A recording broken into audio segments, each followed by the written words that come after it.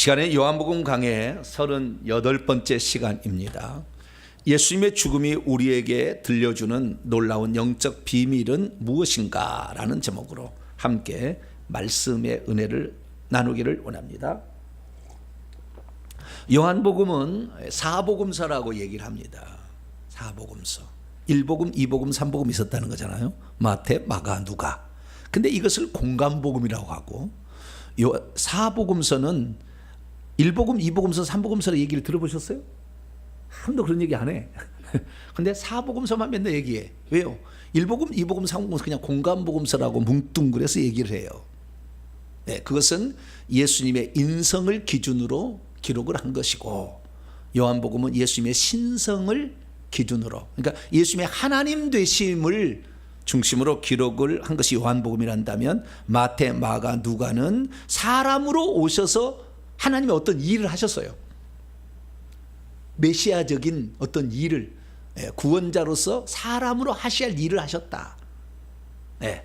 그래서 그분이 왕이고 종이고 사람이다라는 것이 마태, 마가, 누가예요. 왕으로 오신 그리스도, 종으로 오신 그리스도, 사람으로 오신 그리스도. 이것이 마태, 마가, 누가고, 요한복음은 하나님의 아들로 오신 그리스도. 근데 공부를 해보니까 하나님이신 그리스도. 할렐루야. 우리는 이제 공부를 해보니까 요한복음 20장 28절을 우리는 도마의 신앙 고백이 이 요한복음이 쓰고자 했던 가장 강력한 것이었다. 그것은 공감복음서에 안 나오잖아요. 근데 이거 꼭 써야 되겠다 하고 쓴 거 아니에요. 그래서 이 마태, 마가, 누가복음에 안 나온 70%를 요한복음에서 쓰고 있어요. 마태, 마가, 누가복음 안 나와. 예수님의 죽음, 오늘 본문 요한복음 19장 17절부터 42절까지 말씀은 예수님의 처형, 17절부터 30절까지, 31절부터 42절까지는 예수님의 장사, 그리고 매장, 요거 장사죠. 장사진의 매장하심, 요거에 관하여 지금 쓰고 있어요. 근데 이 측면도 공감복음서가 쓰고 있는 거하고 요한복음이 쓰고 있는 것이 전혀 달라. 각도가. 그래서 마태, 마가, 누가복음에서 쓰고 있는 것은 과감히 생략을 해. 과감히 생략하고 예수님이 하나님의 아들로서 신성을 가진 자로서 그분의 죽음과 처형이 우리에게 들려주는 비밀이 뭐냐? 이걸 중심으로 써놨어. 그래서 우리는 그걸 찾아내야 되는 거예요. 예수님이 그 십자가에 죽고 그 다음에 매장된 거, 마태, 마가, 누가복음 나오던데? 여기도 똑같이 나오네? 큰 테두리 안에서는 예수님의 처형과 예수님의 장사에 대해서 그렇게 나오죠. 큰 테두리 안에서는 나오는데 강론으로 들어가면 엄청 달라.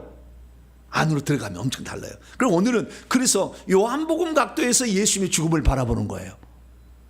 마태, 마가, 누가복음의 관점에서 예수님을 바라보는 거하고 요한복음에서 예수님을 바라보는 각도 자체가 틀리다 그 말이에요. 그것을 우리가 찾아내면 요한복음을 풍성하게 우리가 누리게 되는 것이고, 그 요한복음이 우리에게 주시는 은혜를 풍성히 나눌 수 있다. 할렐루야. 그래서 예수님 오늘 그 처형, 요한복음 19장 17절에 30절까지 말씀 보면 이 처형 기사에서 우리가 알고 있는 마태, 마가, 누가복음에서 알고 있는 한 5가지는 안 나와. 첫째는 예수님께서 빌라도에게 사형 선고를 받으시고 그리고 채찍에 맞으셨다고 나오거든요. 마태, 마가, 누가는. 근데 그 채찍에 맞고 가시기 면류관을 쓰고 막 이런 것을 안 나와. 기록을 안 해놨어. 여기는. 두 번째는 뭐냐면 예수님이 이제 십자가를 지고 가는데 그 가다가 중간에 넘어지셨어요. 왜냐하면은 밤새도록 차라 기도하셨잖아요. 제자들에게 유언하시고 막 마가다락방에서 세례식 하시고 성찬하시고 유언하시고 그 겟세마네 동산에서 밤새도록 기도하시다가 새벽에 잡혀가지고 뭐 새벽도 계속 신문을 당했잖아요. 그리고 로마 군병에게 두 번이나 때려놓겠다 해서 한번 때려버렸고, 그 다음에 이제 사형 언도에서 내줘버려서 또 때렸고, 근데 엄청난 숫자에 한 120번 맞은 것 같아요. 채찍으로. 그래가지고 살점이 다 떨어져 가고, 그래서 벌벌벌벌 떨었어요. 벌벌벌 떨어. 십자가를 찍었는데 힘이 없어가지고 가다가 중간에 넘어졌어요. 못 일어나신 거예요. 그래서 그 옆에 구경하고 있는 누구요? 저 이디오피아는 구레네 예, 아프리카의 북쪽에 있어요. 그 지중해 연안 거기 있어요. 구레네라는 곳의 시므온이죠. 히브리어로는. 근데 우리 헬라어로는 시몬. 예, 구레네 사람 시몬을 데려다가 억지로 십자가를 지게 했다는 말이 마태, 마가복음 나와요. 그래서 알렉산더 루포의 아버지다. 이게 마가복음 15장에 이렇게 나와요. 이름까지 나와. 왜? 초대교회에 그 구레네가 변화돼가지고 그의 자식들이 예수를 잘 믿어서 지도자가 됐다는 거예요. 그리고 이름까지 나와. 그래서 이 억지로 십자가를 지고 가게 했는데 억지로 지고 가더라도 복이 있더라 그런 거예요. 여러분 뭐라고요? 제가 여러분에게 청소하러 오시오 그러면 기분 나쁠까 안 나쁠까요? 네? 토요일날 청소하러 오시오 그러면은 네? 기분 나쁠 수 있죠. 그래도 억지라도 십자가를 지어요 안 지어요? 지르게 좋아. 후손이 복받아. 네. 후손이 복받아 버려요. 바로 복받아. 엄청난 거. 주를 위해서 일하는 것은요 공짜가 없어요. 네. 그래서 구레네 사람 시몬이 대신 십자가를 지고 갔다. 저는 이 장면을 통해서 큰 은혜를 받았어요. 제가 왜 은혜를 받았냐면 공간복음에서 나온 얘기 안 나온다 이런 게 비교하는 거예요. 지금 왜 은혜를 받았냐면 주님이 끝까지 십자가를 지고 가시지 않고 우리가 지고 갈 수 있는 분량을 남겨주셨다는 거에 대해서, 왜냐하면 그것이 우리의 복이 되는 거니까. 자, 오늘 본 말씀 중요한 말씀이 나와요. 거기에 십자가 지는 거에 대해서. 자, 오늘 17절 말씀, 놀라운 말이 나와요. 자, 17절 말씀 읽습니다. 시작. 그들이 예수를 맡음에 예수께서 자기의 십자가를 지시고 해골 곧 히브리 말로 골고다는 곳에 나가시니. 누구의 십자가를 지고 왔다고 했어요? 와, 이게 엄청난 거예요. 자기의 십자가를 졌다 하잖아요. 그러면 이 십자가의 의미가 뭔지를 알아야 되잖아요. 자, 자기의 십자가는 사형도구잖아요. 죄값을 처리하는 도구잖아요. 그러면 예수님이 죄값이 있는 거예요? 없잖아요. 예수님은 죄값이 없잖아요. 근데 자기의 십자가로 했어. 근데 결국에 알고 보니까 요한복음 1장 29절에 세례 요한의 세례를 받음으로 인류의 죄를 넘겨받았잖아요. 그래서 보라 세상죄를 지고 가는 어린 자, 여자가 낳은 자 중에 마태복음 11장 11절 이 세례 요한보다 더 큰 이가 일어남이 없도다. 그는 세례 요한은 선지자이면서 제사장의 아들이었잖아요. 그래가지고 인류의 죄를 넘길 수 있는, 여자가 낳은 자가 최고로서 인류의 죄를 넘길 수 있는 자격이 있어서, 그래서 인류의 죄를 넘겨가지고 이렇게 예수님이 대신 십자가를 지고 간 거예요. 그러니까 우리의 죄가 아닌, 그래서 고린도서 15장에는 우리의 죄가 아닌 우리의 죄를 위하여 그분이 대신 십자가를 지셨다라고 그렇게 나와요. 그래서 우리의 죄를 대신하여 예수님이 십자가를 지셨다 이렇게 나오는 거거든요. 그러니까 우리의 죄를 대신하여 십자가를 지었지만 그 십자가를 지는 것이 예수님의 사명이었다는 거잖아요. 자기의 십자가라는 말 속에는. 왜냐하면 우리의 십자가라고 해야지. 예수님께서 우리의 십자가를 지고 오늘 보면 우리의 십자가를 지시고 해골이라는 곳으로 가시, 이렇게 해야 돼. 그런데 여기 뭐래요? 자기의 십자가를 지시고 갔다고 그러잖아요. 그러면 이분이 이 땅에 오신 그 목적에, 이분이 이 땅에 오신 목적과 과업이, 그 책임에 뭔가 있었다는 거 아니에요? 십자가를 지는 게. 그래서 예수님은 아버지로부터 부여받은 명령에 순종하기 위해서 십자가를 진 거고, 우리는 어떻게? 우리는 우리의 죄를 용서하기 위하여 예수님이 대신 십자가 졌다고 표현하는 것이고, 그러나 우리는 이 예수님의 자기의 십자가를 지었다는 이 대목에 엄청 많은 은혜가 필요한데, 이것은 예수님이 이 땅에 오셔서 아버지께서 부여하신 어떤 일을 수행하는 것을 자기의 십자가를 지었다고 한다면, 그 자기의 십자가를 지고 가다가 넘어지셨잖아요. 못 지고 갔어. 누가 지고 갔다고? 대신 구레네 시몬이 대신 지고 갔어. 그러면 구레네 시몬이라는 것은 우리 인류를 대신하잖아요. 그러니까 예수님 혼자 구원사역을 이룬 게 아니라 구원사역을 이루는 데 있어서도 우리의 도움을 필요로 하는구나 라는 사실에 대해서 나는 큰 은혜를 받은 거예요. 왜? 하나님 다 하실 수 있잖아요. 뭘 못해? 다 하실 수 있지. 하늘에 뭐 천사가 부축해서 다 하면 다 하지. 왜 쓰러지는데 그냥 안 일어나? 벌컥 힘을 내 갖고 해야지. 네. 그런데 우리의 십자가를 남겨주셨다. 우리가 했다. 그건 뭡니까? 결국에 우리가 십자가를 지고 예수님이 자신의 아버지 때 부여받은 사명을 완수하니까 하늘에 올라갔더니 아버지 자리를 주잖아. 하나님이 심판하는 권한을 주잖아. 만왕의 주라는 그 지위를 줘버리잖아. 그래서 모든 만물을 다스릴 수 있도록 해주잖아요. 마찬가지죠. 우리들도 만약에 나의 십자가를 지고 간다면, 주님이 나에게 부여한 사명이에요. 그렇게 나에게 부여한 사명을 우리가 지고 간다면 우리들도 마찬가지 천국에 갔을 때 보좌 자리를 차지하게 되고 왕노하고 심판하는 권한까지 받을 수 있다는 거예요. 얼마나 감사하지요. 옛날에 여러분 십자가 지고 가라면 얼굴이 찡그렸죠. 힘든 것을 왜 십자가를 지고 가라 그래. 맨날 그랬는데 요한복음 각도가 달라. 각도가 다른 거예요. 자, 마태복음 16장을 열어봅니다.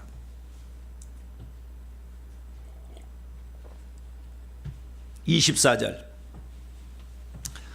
마태복음 16장 24절 읽습니다. 시작. 이에 예수께서 제자들에게 이르시되 누구든지 나를 따라오려든 자기를 부인하고 자기의 십자가를 지고 나를 따를 거라. 자기의 십자가라는 것은 결국에 이것이 옛날에는 자기의 십자가는 고난을 받는 것, 그 다음에 죽는 것, 이런 것에만 초점을 맞췄어요. 근데 그것을 포함한 더 큰 개념이었어요. 왜? 아버지께서 그에게 부여하신 사명을 완수하는 것을 자기의 십자가를 지는 거다, 이렇게 표현하고 있다는 거예요. 아시겠죠? 그래서 우리가 고난을 받지 않아도 주께서 나에게 맡긴 일에 충성하고 있으면 자기의 십자가를 지고 있는 거다. 할렐루야. 그러면 우리가 하늘에 가서 받을 상이 있다. 요한복음은 상당히 올라가는 거예요. 근데 우리는 이 마태복음만 이거 읽어보게 되면 우리 인간이 져야 될 십자가만 있지 예수님이 져야 될 십자가는 없는 것으로 생각할 수 있다. 그런데 요한복음의 기자는 예수님이 자기의 십자가를 지고 가셨다.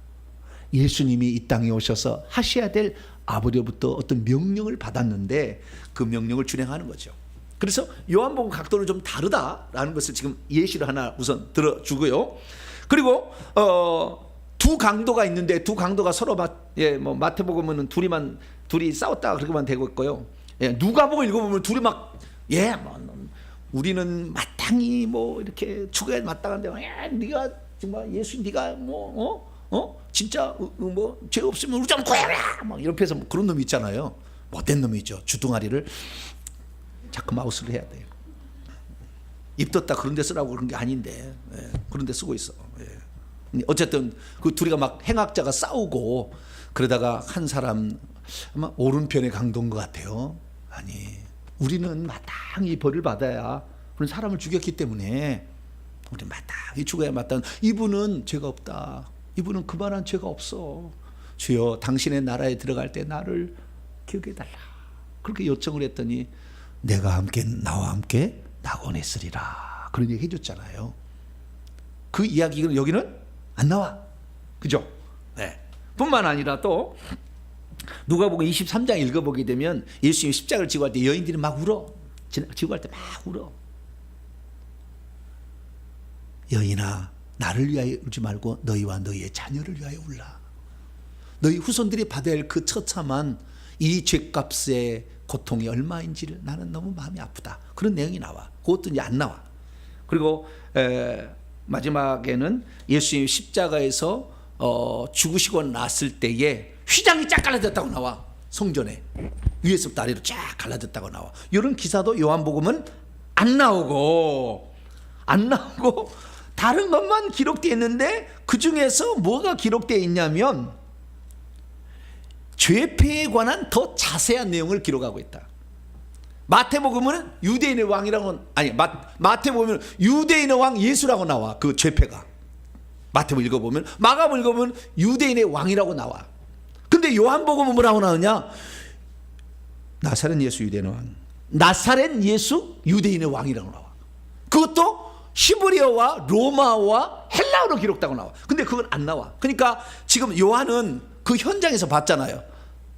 마태나 마가나 누가는 들은 거잖아.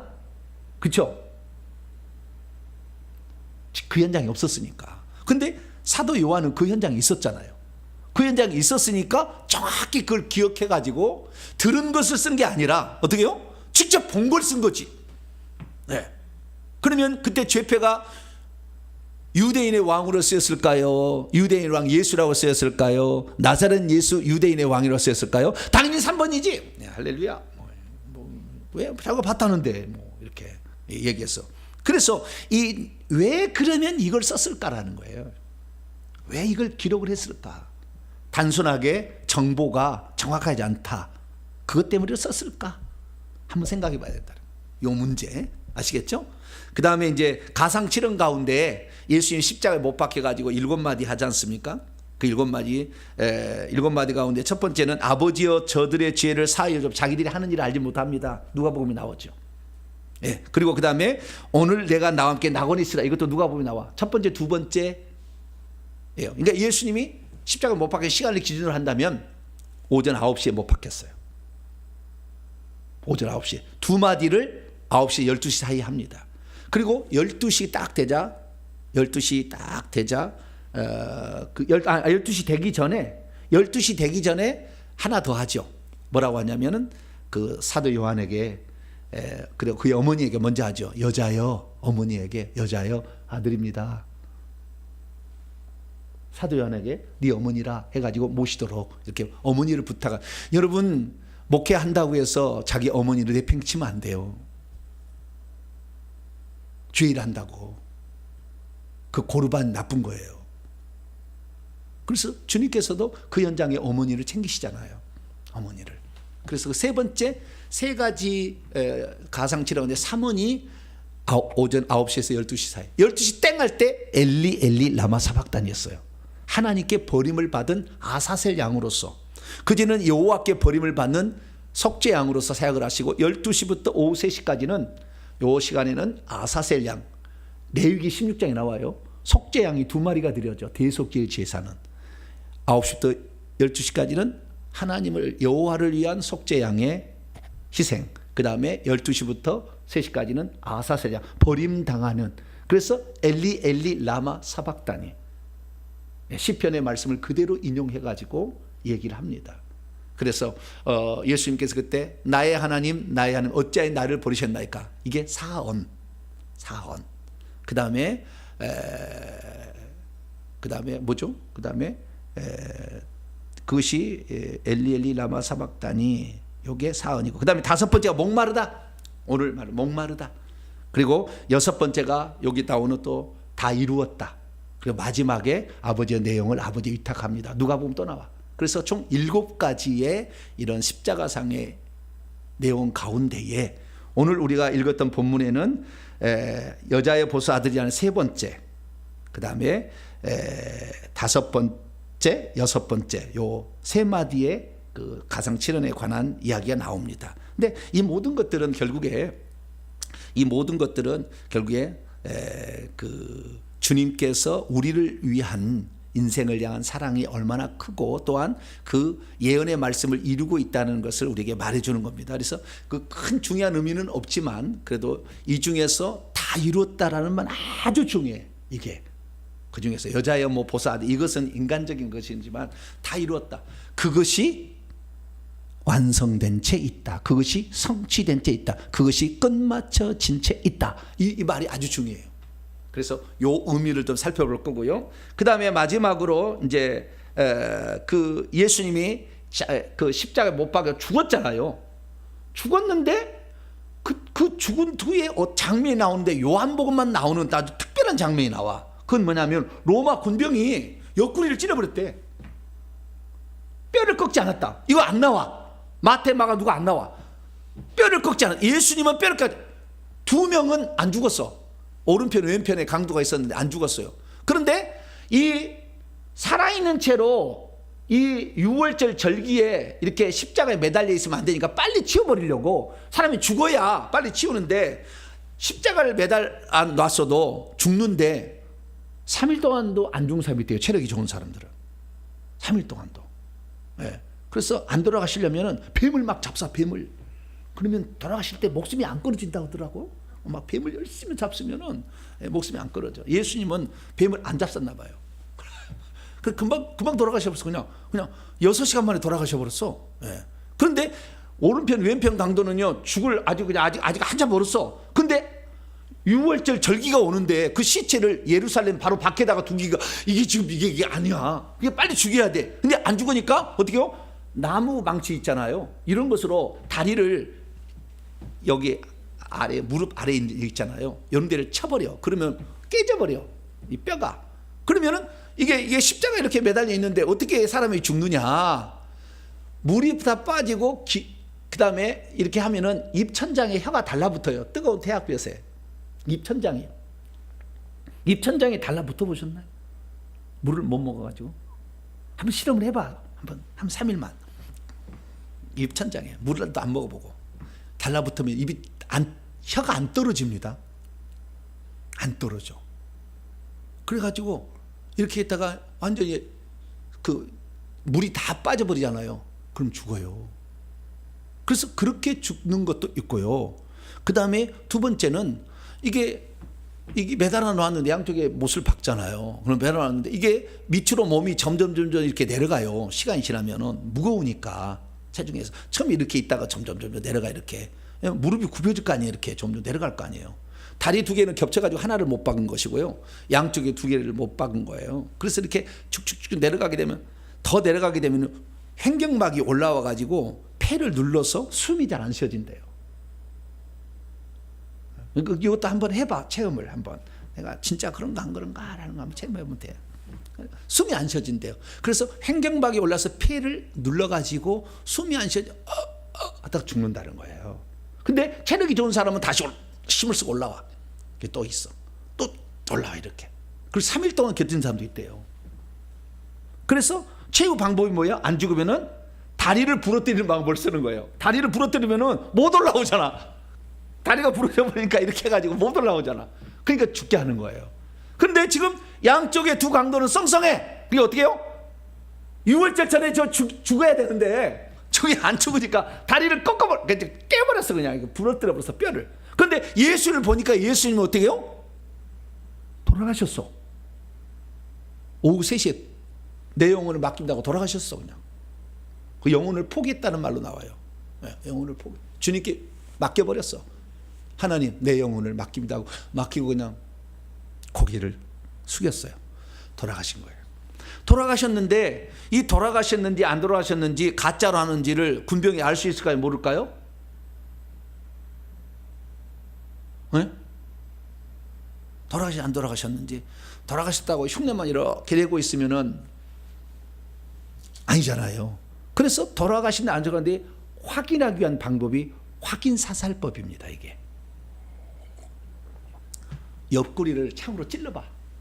죽은지 바로 하지 아니하고 이 오후 3시잖아요. 3시부터 6시까지 장례를 해야 돼.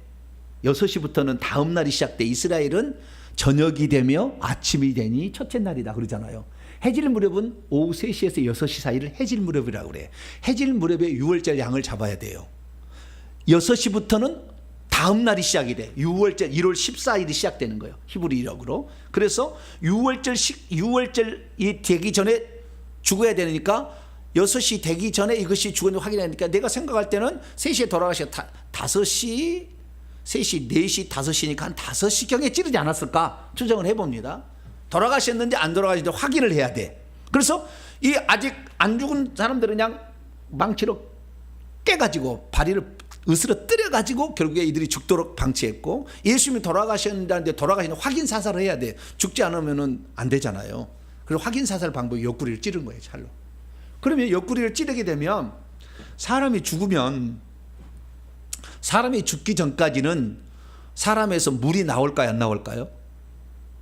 그것도 실험을 해봐. 한번 찔러봐. 예, 물이 나오나 안 나오나. 사람이 죽으면 물이 나올까요? 사람이 살아있는데 여기다 옆구리 찌르면 물이 나올까요, 안 나올까요? 모르세요? 옆구리 찌르면 뭐가 나올까요? 피가 나오지. 살아있으면 피가 나오는 거예요. 아시겠죠? 살아있으면 피가 나는데, 살아있으면 피가 나는데 죽어버리면 물과 피가 분리가 됩니다. 분리가. 물과 피가 분리가 된다니까요. 물이 나온다니까요. 그 신기한 일이야. 네. 그래서 오늘 본 말씀 보니까 34절 보니까 그중 한 군인이 창으로 옆구리를 찌르니 곧 피와 물이 나오더라. 피와 물이 나왔다는 건 뭐예요? 이 사람이 죽었다 그 말이에요. 죽었다. 네. 사람이 죽으면은 심장이 멈추잖아요. 피를 이 심장에서 택배를 보내주는 거 아닙니까? 팍 펌프질 해가지고 택배를 이렇게 보내는데 이 심장이 멈췄어. 죽으시니까. 그러니까 더 이상 피를 못 보내주니까 그 다음들은 물하고 피 안에 물하고 피가 섞여 있는데 이것이 분리가 돼. 그러다 보니까 피와 물이 나눠서 나왔다는 거예요. 그래서 예수님이 이것이 죽었다라는 겁니다. 그런데 예수님이 죽었다, 마태, 마가, 누가는 그냥 십자가에 돌아가셨다 그러고 끝이야. 그런데 왜 예수님이 돌아가신 후에 옆구리에 창을 찔렀는데 피와 물이 나왔다는 말을 기록해 놨을까요? 아주 중요한 의미가 있어요. 요한복음을 쓴 목적하고 아주 밀접한 관련이 있어요. 그래서 그렇게 했고, 그 다음에 그 후에 아리마대 요셉이 예수의 제자이다. 마태복음도 예수의 제자라고 나와요. 27장 57절에 아리마대 사람 요셉인데, 요셉은 산헤드린 공회원이었어요. 마가복음 15장 43절, 누가복음 23장 50절 보면은 산헤드린 공회원. 그런데 예수의 제자임을 숨겼어요. 그러니까 아무도 몰라, 이 사람이 예수의 제자인 것을. 이 산헤드린 공회원이 72명인데 72명의 2명이 예수님의 제자였어요. 하나는 아리마대 사람 요셉, 두 번째는 니고데모. 요한복음 3장에 나오죠. 3장과 7장에 니고데모, 이 두 사람이 나왔는데, 요한복음에는 아리마대 요셉이 주 장례자였고 보조로 니고데모가 참여했다 이게 나와요. 근데 마태, 마가, 누가는 아리마대 사람 요셉이 장사했다고만 나와. 근데 그 장사를 누가 봤어요? 사도 요한이 파니까 누가 왔어. 그래서 같이 했다는 걸 봤어. 그래서 이 니고데모에 관한 기록까지 같이 기록하는 것이 요한복음이다. 그래서 아리마대 사람 요셉은 산헤드린 공회원이니까 빌라도에 가서 시체를 내달라라고 했을 때, 유대인의 장례법대로 이 6월절이 되기 전에 빨리 치우려 할 모양이라 가져가시오 했어요. 만약에 예수님이 제자들이 달라고 했으면 안 줬을 거예요. 그런데 산헤드린 공회에 한 사람이 왔잖아요. 나 산헤드린 공회원이요, 예수의 시체를 주시오. 그러니까 줬지. 그런데 이 아리마대 요셉은 사실 하나님 나라를 바라보는 기다리고 있는 그런 자였고, 그리고 그는 선하고 의로운 자였다. 누가복음 23장 50절에 나와요. 선하고 의로운 자에서 하나님 나라를 기다리는 자로서 그는 부자였어요. 그래서 이 예수님이 돌아가신 그 언덕을 이름하여 뭐라 하냐면 골고다라고 합니다. 뭐라고요? 골고다. 골고다는 히브리어고요. 이것을 라틴어로 로마로 번역하면 갈보리요. 갈보리. 그래서 갈보리라는 말 나오죠. 우리가 가끔. 그것은 라틴어 말이고 골고다를 라틴어로 번역한 거예요. 그래서 골고다인데, 골고다라는 히브리어 뜻은 뭐냐? 해골. 뭐라고요? 해골을 골고다라고 그래, 히브리어로. 그러면 왜 그 언덕, 예수님이 돌아가신 그 언덕을 해골이라고 했느냐? 그 모습이 양락없이 멀리서 보면 해골처럼 생겼어요. 언덕이 구멍이 시커멓게 두 개 딱 이렇게 있었어. 이렇게. 그래서 눈이 이렇게 풍 들어가가지고 있어가지고 그 멀리서 보면 꼭 해골처럼 보여. 그래서 사람들이 그 언덕을 보고 뭐라고 했어요? 골고다 이렇게 돼. 해골 이렇게 돼. 그래서 그 해골인데, 거기에 이 부자가 자기가 죽으면 들어가려고 가족묘를 하려고 무덤을 파놨어. 참 신기한 것은 예수님이 돌아가시기 200년 전에, 예수님이 돌아가신 후에 100년까지 요 300년 어간에만 이스라엘 장례법이 무덤에 이렇게 사암을 파가지고 구멍을 뚫어가지고 그 안에 공간을 만들고, 그 다음에 벽을 또 뚫어서 각기 시체가 들어갈 만한 공간을 또 만들어요. 한 가운데다가는 이 시체를 놓을 단상 같은 걸 만들어 놓고 거기다 시체를 올려놔. 그래서 시간이 지나면 부패해서 썩으면 뼈만 남잖아요. 그럼 뼈만 추려가지고 유골함이라고 있어. 유골함에다가 집어넣어가지고 그 유골함에다가 보관을 하는 겁니다. 이 장례법이 300년만 있었어요. 그 전에도 무조건 매장이야.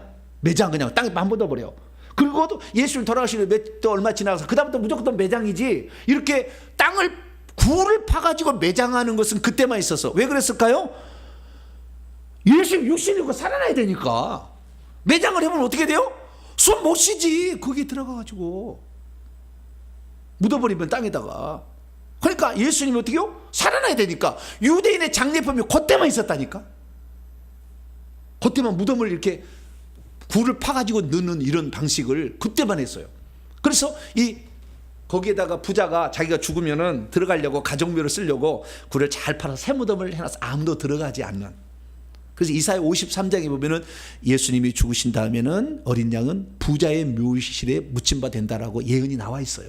그래서 그 부자라고 마태복음 27장에 보면 나와. 그래서 그 부자의 묘실에 또 예수님이 들어갔다 나오는데, 여기에는 부자라는 말은 안 나오지만 아리마대 전체를 합치면 그렇게 된다는 거예요. 그래서 이 주도적으로 아리마대 요셉이 결국에 장사를 지냈는데 거기에 누가 왔다? 니고데모가 왔다라는 거예요.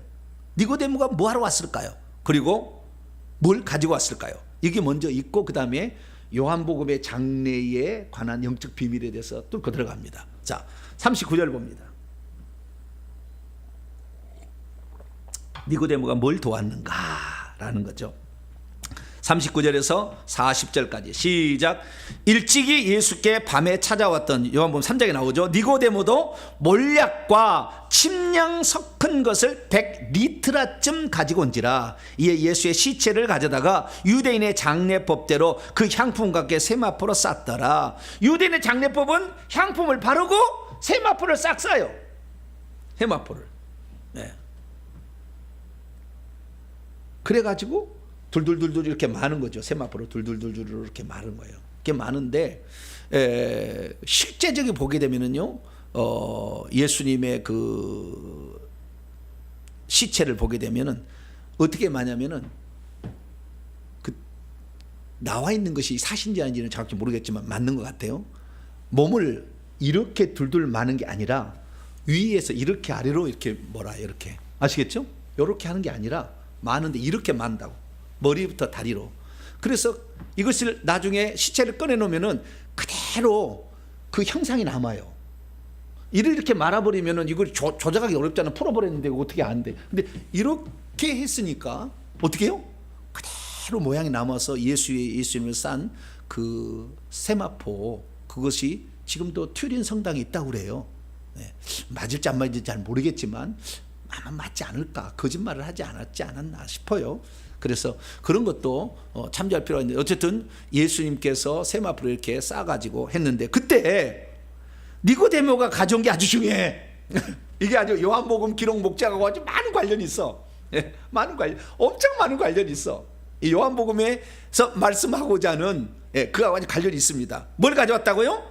몰약. 그 다음에 뭐요? 침량 섞은 거. 침량이라는 것은 영어 성경을 보면은 알로에라고 되어 있어요. 뭐라고요?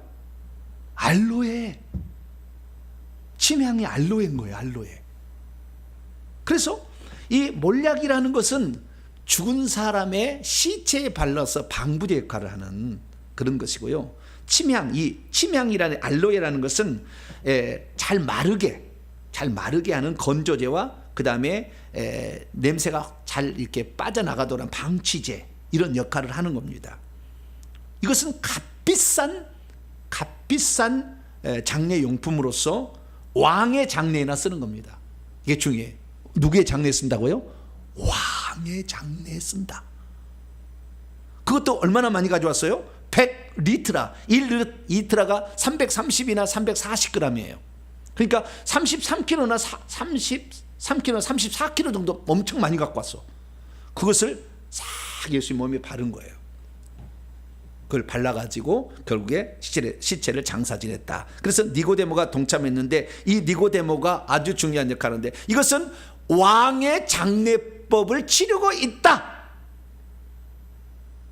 라는 것을 암시를 해주면서 아주 중요한 이제 포인트를 가져옵니다. 자, 그럼 이제 요한복음이 말하는 장례, 요 사실이 가르치는 놀라운 영적 비밀은 뭐냐 이거예요. 자, 예수님이 이 땅에 오신 목적을 마태, 마가, 누가복음은 한마디로 딱 이렇게 요약했어요. 자, 마가복음 10장.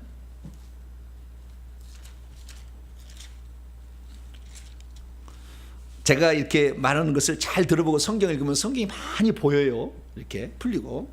자, 마가복음 10장 45절입니다. 예수님이 이 땅에 오신 목적을 마태, 마가, 누가는 뭐라고 표현하느냐? 이 말씀으로 딱 요약이 돼요. 자, 마가복음 10장 45절 시작. 인자가 온 것은 섬김을 받으려 함이 아니라 도리어 섬기려 하고 자기의 목숨을 많은 사람의 대속물로 주려고 왔다.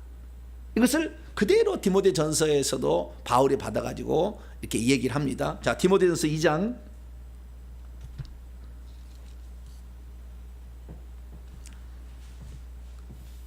6절입니다. 디모데 2장 6절. 바울도 똑같은 얘기를 해요. 많은 사람의 대속물로. 5절 6절 읽어봅시다.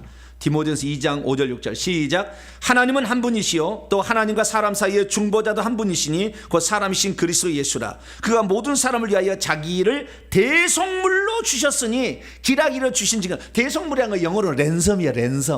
랜섬이라는 것은 보석금이란가? 한국말로?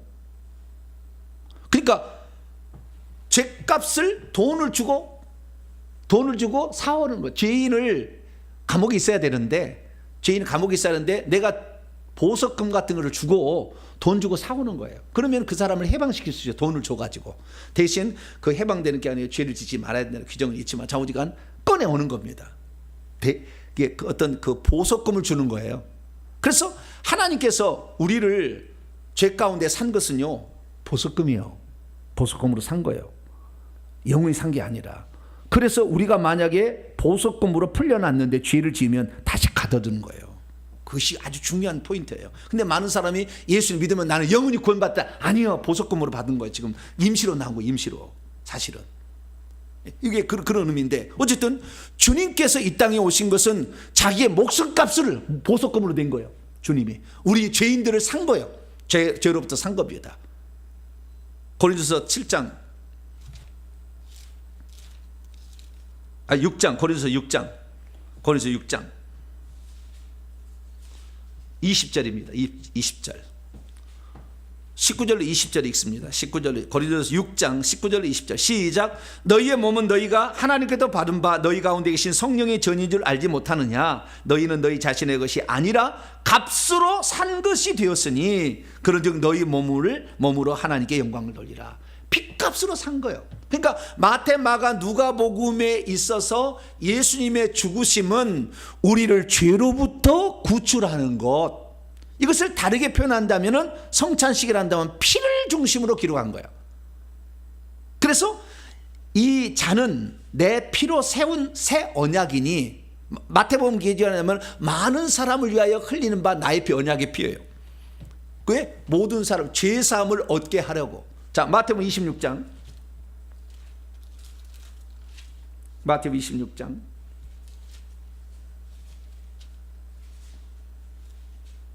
28절입니다. 28절 읽습니다. 시작. 이것은 죄사함을 얻게 하려고 많은 사람을 위하여 흘리는 바 나의 빛 곧 언약의 피니라. 자, 마태, 마가, 누가복음이 예수님의 성찬식 기준으로 딱 나누면은 마태, 마가, 누가복음은 잔 피에 관하여 쓴 거고요. 요한복음은 살에 관하여 쓴 거예요. 떡에 관하여. 이 살에 관하여 쓴 거, 생명에 관하여 쓴 거고요. 이쪽은 속죄에 관하여 쓴 거예요. 그래서 마태, 마가, 누가복음은 우리의 죄를 속죄하기 위해서 당신이 핏값을 자신의 목숨값으로 주고 우리를 사셨다. 그러면 속죄 중심으로 마태, 마가, 누가를 썼다고 한다면 요한복음은 그게 아니라 생명을 주시기 위해서 십자가에 죽었다고 표현을 한다는 거예요. 십자가에 죽은 목적이 우리를 죄값으로 구출하기 위해서 대신 죽으시게 죽었지만 그 죽음이 속죄를 위해서 죽었다는 것은 마태, 마가, 누가 중심이라 한다면 요한복음은 속죄가 아니요, 우리에게 생명을 주려고 그랬다는 거예요. 그게 무슨 말이냐면 요한복음 이제 그게 형상화된 것이 아까 읽었던 거예요. 자, 요한복음 19장 봐봐요. 야, 이게 그래서 이렇게 된 거예요. 요한복음 19장 34절에 굳이 이걸 쓴 것이 이렇게 나오는 거예요. 피와 물이잖아요. 그렇죠? 피와 물. 자, 34절에 있습니다. 시작. 그중 한 군인이 창으로 옆구리를 찌르니 곧 피와 물이 나오더라. 단순한 피와 물이 아니에요. 피와 물이 아니에요. 이것은 우리에게 영적 교훈을 들려주고자 하는 사도 요한의 의도적인 저술이에요. 실제 사건이지만. 왜 그러느냐? 피와 물에 관하여 사도 요한이 요한 1서에 써놨어요. 뭐라고? 피와 물의 의미가 뭔지. 자, 요한 1서 5장.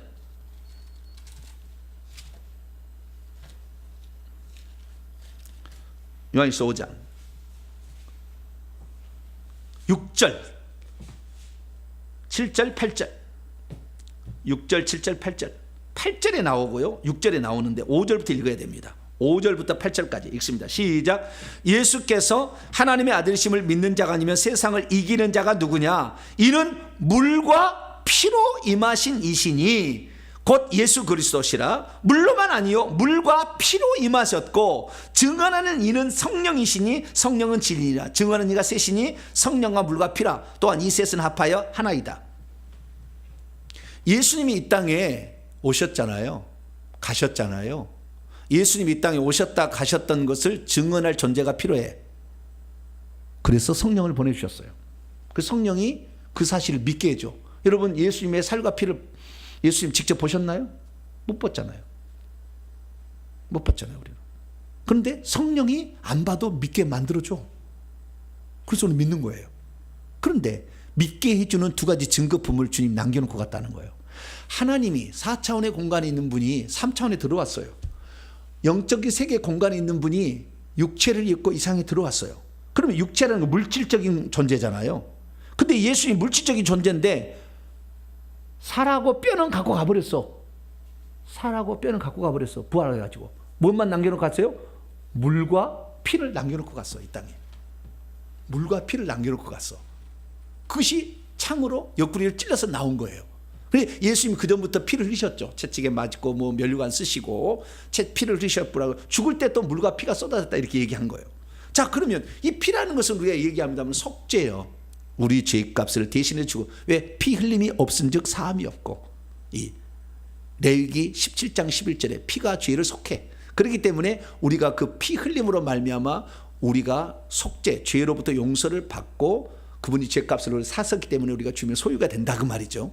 그런데 물이라는 의미는 뭐냐? 물이라는 의미는 생명을 준다는 말이에요. 그래서 요한복음은 계속 물을 중심으로 얘기해. 요한복음 1장에 세례 요한이 물로 세례를 주잖아요.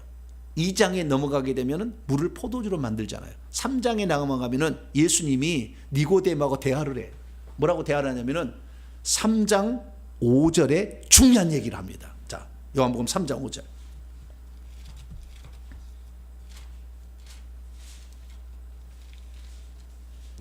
읽습니다. 시작. 예수께서 대답하시되 진실로 진실로 내게 이르노니 사람이 물과 성령으로 나지 아니하면 하나님 나라에 들어갈 수 없다.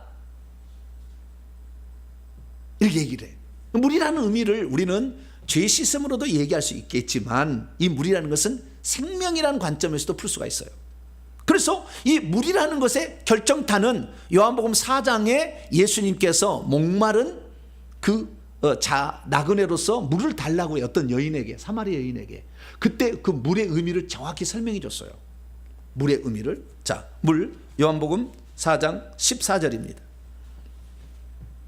14절 이해를 위해서 13절 14절 시작. 예수께서 대답하여 이르시되 이 물을 마시는 자마다 다시 목마르려니와 내가 주는 물을 마시는 자는 영원히 목마르지 아니하리니 내가 주는 물은 그 속에서 영생하도록 솟아나는 샘물이 되리라. 샘물이라는 것은 결국에 예수님께서요 생수 주시러 온 거예요. 생명의 물, 생수. 하나님 보좌로부터 흘러내리는 생명수가 있잖아요. 하나님 생명이요.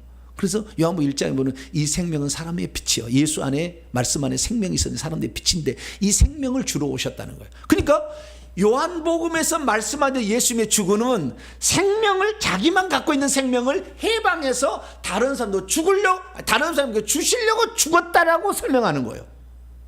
마태마가 누가복음은 우리의 죄값을 대신해서 죄값을 용서해 주려고 대신 속죄의 피해를 흘렸다 이렇게 얘기하는 것이라면 요한복음은 당신만이 가지고 있는 이 생명을 다른 사람에게도 해방해서 나누어 주려고 죽었다 이렇게 하는 거예요. 왜? 예수 안에만 만약 예수님이 죽지 아니하고 있으면은 예수 안에만 생명이 있잖아요. 다른 사람이 생명을 받을 수가 없어. 그래서 이 요한복음에는 자기 안에 있는 생명을 다른 사람에게 나눠주려고 죽었다라고 표현하기 위해서 예수님이 물과 피를 세상에 놓고 갔다 이렇게 얘기하는 거예요. 피만 놓고 가는 것이 아니라 물도 놓고 갔다, 생명도 주고 갔다라는 것을 표현하는 거예요. 그래서 요한복음에서는 예수님의 죽음을 당신이 이렇게 표현해. 요한복음 12장 24절. 이 죽음이라는 의미를 우리는 속죄로만 맨날 몰고 가는데 요한복음은 그렇게 안 해요. 속죄라고 안 보는 거예요. 왜? 당신에 있는 생명을 해방하는 것으로 보는 거예요. 해방하는 것으로. 자, 24절입니다. 요한복음 12장 24절. 23절부터 이해를 위해서 시작. 예수께서 대답하여 이르시되 인자가 영광을 얻을 때, 인자 영광 오는 것은 죽는 거예요. 그런데 24절, 내가 진실로 진실로 너희에게 이르노니 한 알의 밀이 땅에 떨어져 죽지 아니하면 한 알 그대로 있고 죽으면 많은 열매를 맺느니라. 할렐루야. 많은 동생들, 하나님의 생명을 가진 하나님의 자녀들을 산출시키기 위하여 예수님은 당신의 생명을 해방하기 위하여 죽음을 선택했다라는 거예요. 왜? 그 생명을 해방해서 성령의 줌으로 그 성령이 우리에게 들어오시면 생명을 갖고 들어와. 그래서 요한복음 7장에 초막절 때 이런 설교를 한 거예요. 자, 요한복음 7장. 요한복음 7장 37절에서 39절. 7장 37절 39절 시작. 명절 끝날, 초막절 끝날 그 큰 날에 예수께서 서서 외쳐 이르시되 누구든지 목마르거든 내게로 와서 마시라. 나를 믿는 자는 성경의 이름과 같이 그 배에서 생수의 강이 흘러나오리라 하시니 이는 그를 믿는 자들이 받을 성령을 가리켜 말씀하신 것이라. 예수께서 아직 영광을 받지 아니하셨으므로 성령이 아직 그들 위에 계시지 아니하셨다. 생수의 강, 성령을 통해서 주시겠다. 누구든지 목마른 자는 이 생명을 내가 물로 주겠다. 물처럼 마실 수 있도록 내가 주겠다. 그래서 생명의 성령, 생명 주는 영, 그 물로 표현이 돼, 형상화되어 있어요. 그래서 예수 그리스도께서 요한복음에서는 목숨을 버리는 것이 누구에게서 막 빼앗긴 것이 아니라 요한복음 10장 17절 18절에 보니까 이것을 내게서 빼앗는 자가 있는 것이 아니고 내가 스스로 버린다. 왜? 내 속에 있는 생명을 난 나눠주고 싶다 이거예요. 죽는 측면에 있어야만 내 생명을 빼앗기는 거잖아요. 죽는 측면이란다면. 근데 예수 요한복음 그렇게 표현 안 해. 왜? 하나님의 신성한 본성 생명을 사람에 나눠주려면 내가 죽어야 내 생명을 성령에 줘가지고 성령이 호흡으로 싹 들어가서 물과 같은 성령으로 들어가서 모든 사람이 그 생명을 받으니까 내가 이 생명을 나눠주기 위해서 나는 생명을 해방하기 위해서 죽는다. 그렇기 때문에 군인이 옆구리 찌른 것을 일부러 써놓은 거예요.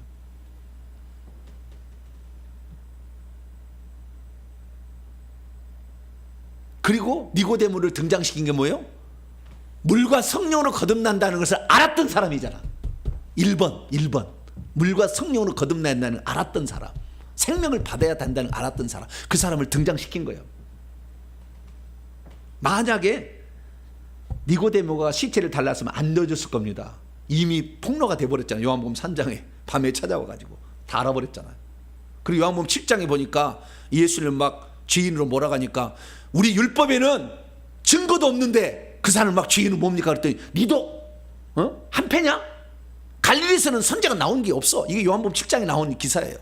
그래서 이미 니고데모는 알려져서 예수 팬이라고. 그냥 니고데모가 달라가서 시체 안 줬을 거예요. 아리마대 요셉은 자기 예수를 믿고 있지만 안 드러냈어. 그러니까 산에 드는 공에 오늘 가져가라.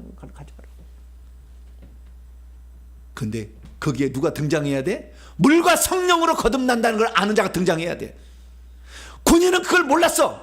그럼 찔렀지만 그것을 통해서 물과 성령이 쏟아나오는 것을 일부러 하나님 보이게 했어. 왜 그런 줄 아세요? 이것은 창세기 2장 사건입니다.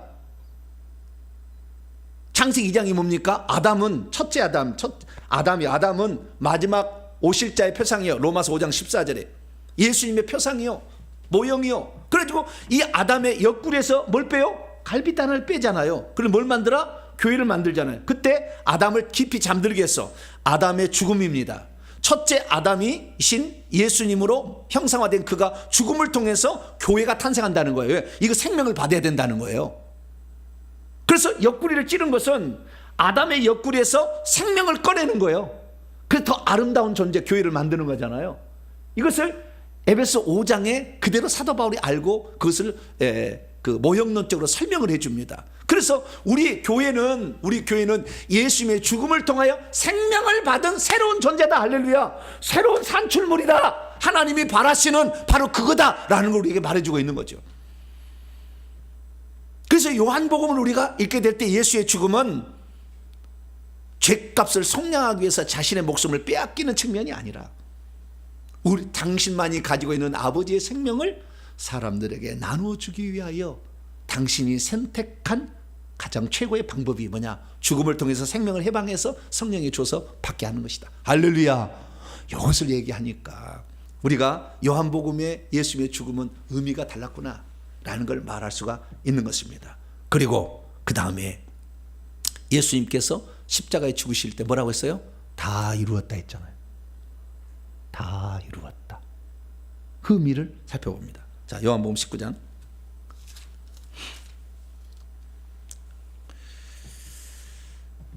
30절입니다. 30절 읽습니다. 시작. 예수께서 신포도주를 받으신 후에 이르시되 다 이루었다 하시고 머리를 숙이니 영원히 떠나가시니라. 우리가 헬라 원문으로 직역을 한 걸 잠깐 봐봐요.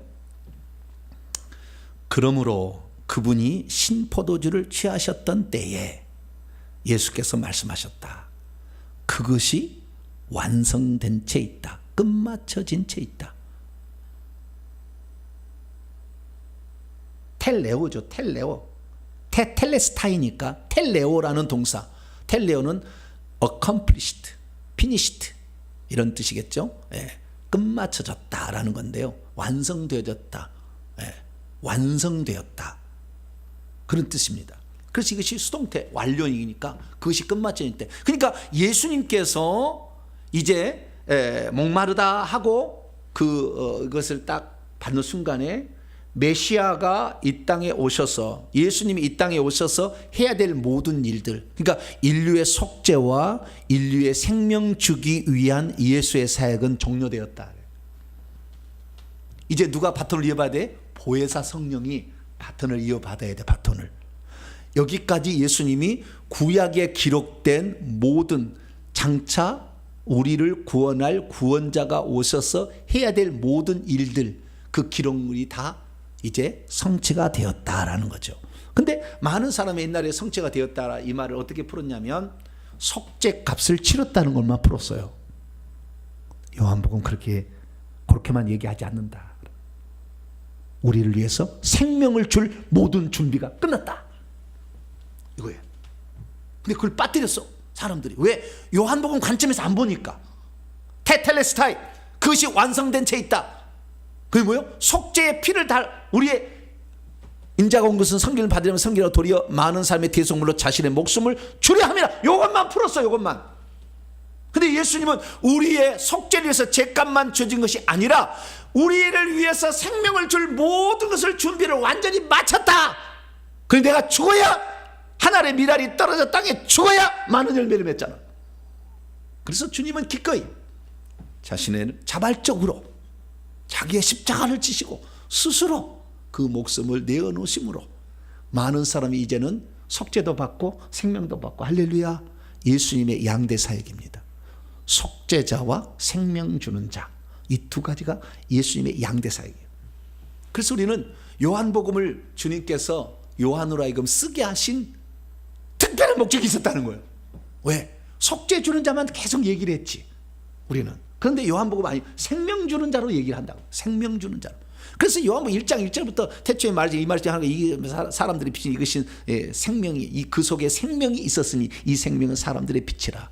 요한복음 8장 12절에도 나는 세상의 빛이니 사람으로 하여금 어둠에 다니지 않냐고 생명을 얻게 하려 합니다. 그래서 계속 내가 길이요 진리요 생명, 나는 부활이요 생명이요, 계속 생명을 얘기하는 거예요. 요한복음 기록 목적 요한복음 20장 31절에도 예수께서 하나님의 아들이심과 그분의 이름을 믿고 생명을 얻게 하는 데 있다라고 얘기를 하는 거예요. 그래서 우리는 요한복음은 생명이에요. 이 생명은 하나님만 주실 수 있어요. 할렐루야. 그래서 도마의 신앙 고백이 나의 주 나의 하나님이에요. 당신이 하나님이 우리에게 생명을 주시려고 이렇게 사람이 되셨구나, 이렇게 깨닫는 것입니다. 그래서 저와 여러분들은 생명을 주시기 위하여 예수님이 자발적으로 하나님 말씀에 순종해서 목숨을 내어놓으셨다. 할렐루야. 이렇게도 보시라 이거예요. 예수님을 그동안에 계속 하나님 아들로 보다가 하나님으로 봐야 된다, 이렇게 얘기하는 것처럼 예수님의 죽음도 두 가지 의미가 있다는 걸 알고 이 생명을 풍성하게 누리게 되길 축원합니다. 예수님이 나에게 생명을 주셨으니 사망이 건들 수 없다. 귀신 너는 나를 건드릴 수 없어. 왜? 귀신은 사망의 세력을 잡은 자라. 히브리서 2장 14절에 니네들이 아무리 설친다 할지라도 생명의 주가 나를 붙잡고 있으니 너는 나를 해칠 수 없다. 분명한 생각을 가져야 돼. 회개하다가 귀신이 약간 해코지를 하면은 겁먹어가지고 아는 사람 많아. 회개하다가 목숨을 걸으세요. 목숨을 걸어. 응? 아유, 은혜 기주고 우리 집에 내가 회개하면 또 어떤 일이 있을까? 걱정도 그걸 뭐라고 하냐면 따랐습니다. 걱정도 상팔자다. 주님을 위해서 목숨을 걸려고 하는데 주님이 안 주실 게 뭐가 있냐 이 말. 그 사람을 위해서. 근데 많은 사람이 사망의 세력을 잡을 때 벌벌 떨어. 주님은 사망으로 가심으로 사망을 패해버렸어. 우리는 그래서요, 주 예수뿐이면 돼요. 할렐루야. 그분이면 죄 용서를 받아서 귀신이 떠나갈 근거를 마련데 생명을 더 충만히 받아서 그것이 생수입니다. 그래서요, 주님께 제가 사역을 해보니까요, 사역을 할 때 우리한테, 제가 사람한테 사역할 때 먼저 뭐요? 예수의 피 들어갑니다. 예수의 피 들어갑니다. 그 다음에 생수 부어주세요. 제가 얘기하는 거예요. 왜? 피로써 깨끗함을 얻고 생명을 얻어서 그 생수를 통해서, 물을 통해서 더 생명을 풍성하게 얻으라고. 할렐루야. 그러면 치유가 되고 다 되잖아요. 충성, 만족이 되고 흡속이 되고 평강이 와요. 생수를 마시면 기쁨이 와 막. 그래서 생수를 집어넣을 때도 있다. 예, 그게 바로 주님께서 우리에게 주신 거예요. 그래서 우리가 그동안에 그냥 피와 물을 그냥 상징적 의미로 봤는데 실제적으로 귀신 쫓아내고 그 다음에 그 사람을 새로운 힘을 지쳐있는 사람에게 충전할 때는 생수를 막 부어버리면, 예? 제가 지난주에 어떤 분 사역을 해서 제가 주님 너무 힘들어왔어. 힘들으니까 주님 생수를 부어주세요. 그랬더니 우리 교회 집사님이 환상을 착 보니까 하늘에서 폭포처럼 물이 막 내려오는 거야. 폭포처럼. 예? 그 다음에 예수의 피를 버리면 뭐예요? 스프레이 뿌린 사람 있잖아요. 생수를 주세요. 그러면은 생수통 하나로 이렇게 부어준 사람도 있어. 생수 이렇게 있잖아요. 뭐 500ml짜리인가? 350ml인가요?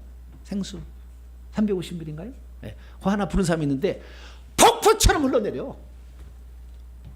생수가 영적 분량이 다 다르겠죠.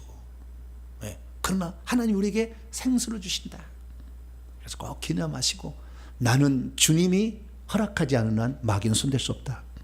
다 그 마음을 품으시고, 나는 회개를 계속해서 귀신이 나갈 근거를 계속 마련하고, 주님, 그래서 잠이 잘 때 뭐요? 주님 나에게 생수를 부어주세요 하고 자세요. 뭐라고요? 딱 잠자리에서 주님 오늘 너무 피곤해요. 돈이 없어서 영양주사는 못 맞추겠고 생수 부어주세요. 할렐루야. 에? 돈이 없어서가 아니라 돈이 있어서 주사도 맞으세요. 근데 생수는 또 다른 영역이야. 생수를 부어주세요. 이렇게 하는 것이다 라는 것을 아시기 바랍니다. 뭐 다른 것들은 더 할 얘기가 많은데 시간이 다 가버렸네. 다 가버려가지고 그 여러 가지 할 얘기가 있었는데요. 여기 진짜 여기 많은 좀 궁금증한 것들이 많이 풀어야 될 게 많이 있는데 그것은 다음 시간에 부활하면서 제가 언급해서 그 부분까지 하도록 하겠습니다. 기도하겠습니다. 자비롭고 은혜로우신 아버지 하나님, 감사 찬양과 영광을 돌립니다.